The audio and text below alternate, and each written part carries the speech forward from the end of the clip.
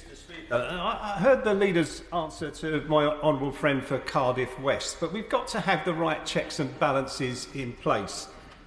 The Health Minister, Lord Bethell, held a series of meetings with companies that went on to win contracts worth over £1 billion, and the week in question was omitted from his diary.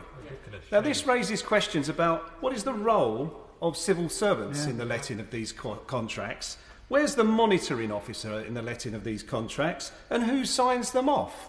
Now, we need a statement in this House on the role of the civil service in issues like this, so that we can reassure ourselves that they're not being bullied into silence and holding ministers properly to account and making them abide by the rules. I suspect the only reason we know this is because a civil servant has leaked these emails because they know that there is wrongdoing going on.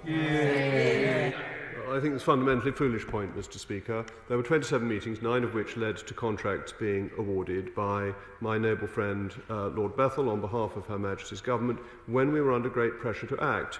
This is exactly what the Labour Party was asking for. The Labour Party asked that whatever it needs should take place. Whatever it needs. They wanted speed, they wanted urgency, they wanted decisiveness.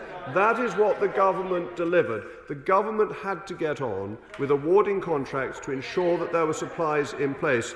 And the honourable gentleman cannot have it both ways. If normal procurement procedures had been followed, it would have taken 3 to 6 months to award contracts. We would have been halfway through the pandemic before we had had a single extra piece of PPE. Would he have wanted that type of incompetent service? Is that what the Labour Party would have done? Would they have just fiddled whilst Rome burned, or would they have got on with things like my noble friend did?